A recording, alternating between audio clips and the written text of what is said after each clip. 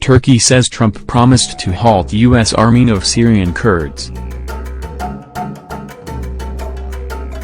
President Donald Trump told Turkish President Recep Tayyip Erdogan that the U.S. would stop arming Kurdish fighters in Syria, Turkey's foreign minister said Friday, ending a policy that had inflamed tensions between the two nations. Trump and Erdogan spoke by telephone following a summit on Syria that took place earlier this week in Sochi, Russia, between Erdogan, Russian President Vladimir Putin and Iranian President Hassan Rouhani. The gathering focused on discussions for a Syria peace settlement. Putin's plan, which largely excludes the U.S., got a boost on Friday when Syria's opposition agreed to form a single bloc to negotiate with President Bashar al-Assad. Turkish Foreign Minister Mevlut Cavusoglu said in a press conference that Trump said weapons would no longer be given to the Kurdish group, known as the YPG. Cavusoglu said that Trump called the arming of the YPG ridiculous. The White House had no immediate comment on details of the Trump-Erdogan call. The Kurds received U.S.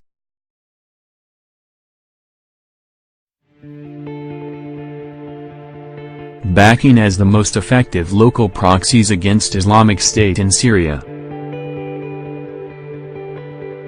But the policy of arming them, which began under former President Barack Obama, has been a point of tension with America's NATO ally. Turkey considers the YPG a terrorist organization because of its link to Kurdish rebels in Turkey, and has been requesting that the U.S. take the weapons back now that the fight against Islamic State is winding down.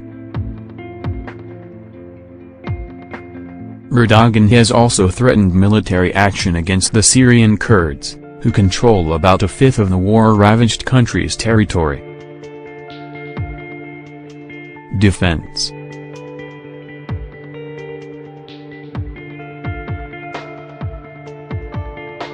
Secretary James Mattis said last week that American forces will maintain a presence in Syria even as the jihadist threat diminishes. "We're not going to just walk away right now," he said, citing the need to ensure progress toward a viable peace. The Russia-Iran-Turkey bloc has called for U.S.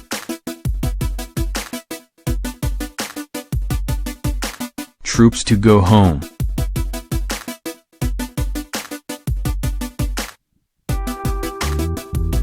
Trump spoke with Putin earlier this week to discuss the situation in Syria, shortly after Putin met with Assad in Sochi.